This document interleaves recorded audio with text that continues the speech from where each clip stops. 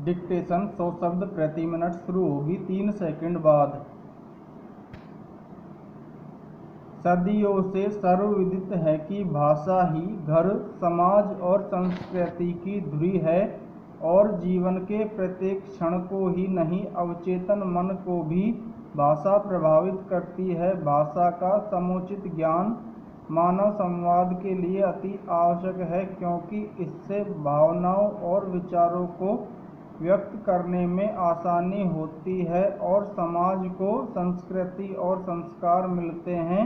भारत में सार्वजनिक एवं राजकीय आयोजनों में अक्सर हिंदी को वह यथोचित सम्मान नहीं मिलता जिसका इस राष्ट्रभाषा को अधिकार है। यह देखकर बहुत पीड़ा होती है।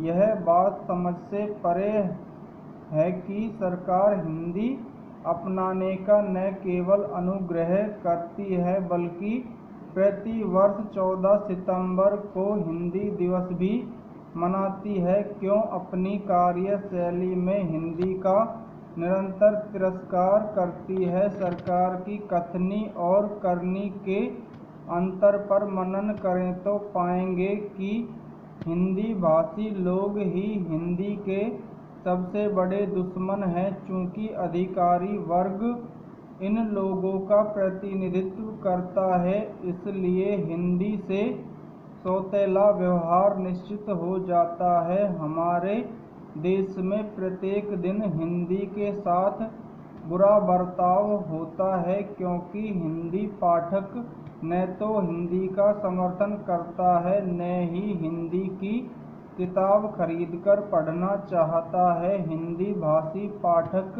हीन भावना से ऐसा ग्रसित रहता है कि हिंदी के सम्मुख हिंदी की पुस्तक भी नहीं खोलता, बल्कि बेवजह अंग्रेजी में मुंह मारता रहता है। यही वजह है कि हिंदी की साहित्यिक कृतियों की बिक्री नगण्य सी हो गई है।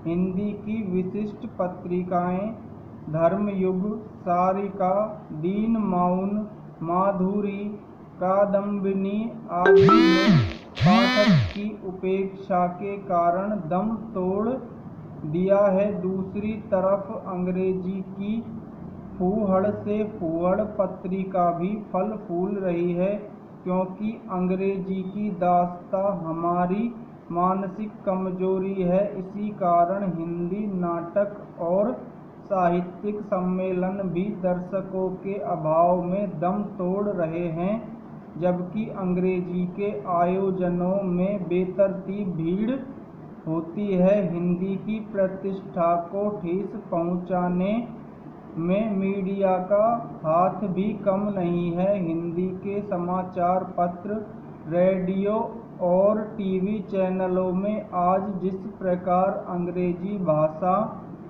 की शब्दावली का बेवजह इस्तेमाल हो रहा है, वह निकृष्टता की पराकाष्ठा है। निजी टीवी और रेडियो प्रसारण को छोड़िए, जिस आकाशवाणी और दूरदर्शन को एक समय हिंदी के व्याकरण और उच्चारण का पर्याय माना जाता था, वहाँ भी उद्घोषकों और विशेषज्ञों द्वारा प्रतिदिन हिंदी की जो दुर्गति की जाती है, वह वाकई चिंताजनक है। इस बीच घने अंधकार में भी स्वर्णिम प्रकाश का आभास होता है, और वह यह कि आज देश ही नहीं संपूर्ण विश्व में हिंदी भाषा की ओर रुझान बढ़ रहा है। भारत के सभी प्रांतों के लोग आज हिंदी बोलते हैं और समझते हैं और हिंदी के संवाद करते हैं, लेकिन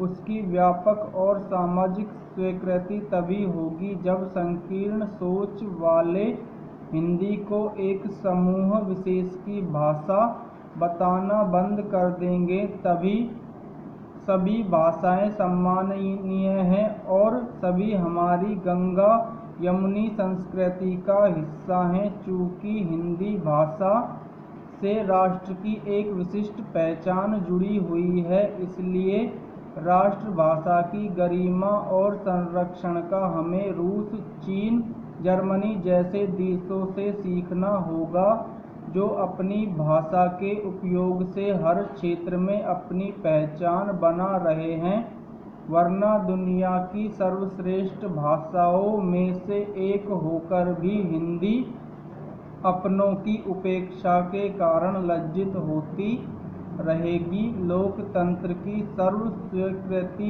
आधारभूत प्रतिज्ञा माने तो लोकतंत्र लोक का होता है, लोक के लिए होता है और लोक के द्वारा ही संचालित होता है, यानी लोक की भागीदारी लोकतंत्र की रीढ़ होती है। सचेत रूप से लोक जीवन चले और लोक में अनपेक्षित सामर्थ्य आ सके, इसका आधारभूत उपाय लोक भाषा होती है। इसी लोक भाषा की गूंज के बीच आदमी का जन्म और पालन पोषण होता है। यदि औपचारिक शिक्षा इसी लोक भाषा की निरंतरता में हो तो शैक्षिक दक्षता सुगम हो जाती है। यह लोक भाषाई परिवेश बिना किसी किस्म के भेदभाव के व्यापक रूप से सबको उपलब्ध रहता है और उसी के बदौलत सामाजिक संवाद और संचार का काम भी करता है। भारत के विभिन्न क्षेत्रों में अनेक भाषाओं के द्वारा यह काम सदियों से होता आ रहा है। यदि हिंदी क्षेत्र की बात करें तो सूर, कबीर, तुलसी, जायसी, मीरा, रहीम, रसखान आदि अनेक लोक भाषाई प्रतिभाओं ने इन लोक भाषाओं में कालजयी काव्य रचनाएं की हैं। अतः इनकी शक्ति को कम नहीं आंकना चाहिए। चूँकि भाषाएं प्रयोग के अधीन होती है, उनमें कई तरह से परिवर्तन भी आता है। भाषाओं का सामर्थ्य उनके प्रयोग की व्यापकता पर निर्भर करता है, जो आर्थिक, सांस्कृतिक, सामाजिक, राजनीतिक परिदृश्य पर टिका होता है। चूँकि लोकहित ही लोकतंत्र का चरम लक्ष्य होता है, इसलिए लोक भाषा का उपयोग कोई प्रश्न ही नहीं होना चाहिए। भारत में लोकतंत्र तो आया, पर उसकी प्रभावी भाषा यहाँ की लोक भाषा या देशज भाषा नहीं बन सकी।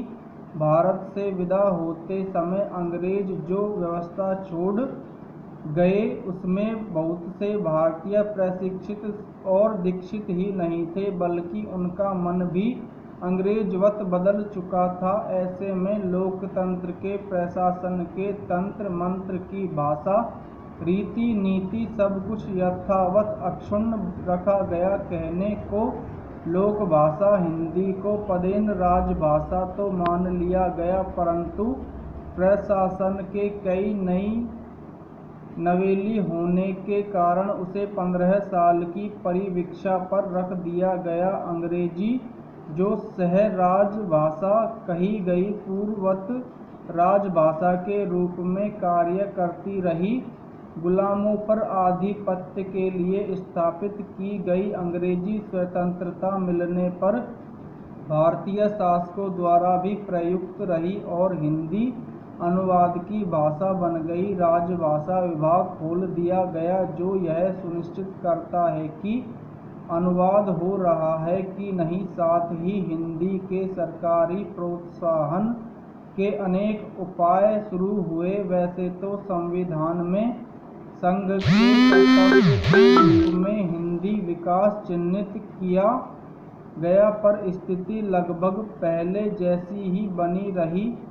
15 साल की अवधि पूरी होने पर राजनीति की दुर्भिसंधि आड़े आई और अंग्रेजी को अनंत काल की छूट दे दी गई। 75 साल पहले जब अंग्रेजी को भारत की कार्यकारी राजभाषा बनाया गया, तो भारत में 0.1% लोग अंग्रेजी जानते थे। आज ये 14% से कुछ ज़्यादा हो गए हैं। प्रतिष्ठा और नौकरी पाने वाले ज्ञान विज्ञान में प्रगति तथा नीति निर्माण आदि में हम आज भी अंग्रेजी पर निर्भर हैं। न्याय, प्रशासन, स्वास्थ्य और उच्च शिक्षा में लोक भाषा अब भी अनसुनी है। इसका दुष्परिणाम सृजनात्मकता के अभाव, अवसर की उपलब्धता में भेदभाव और प्रतिभाओं को कुंठित करने वाला रहा है। लोक को वाणी दे रही लोकतंत्र की सामर्थ्य बढ़ सकेगी।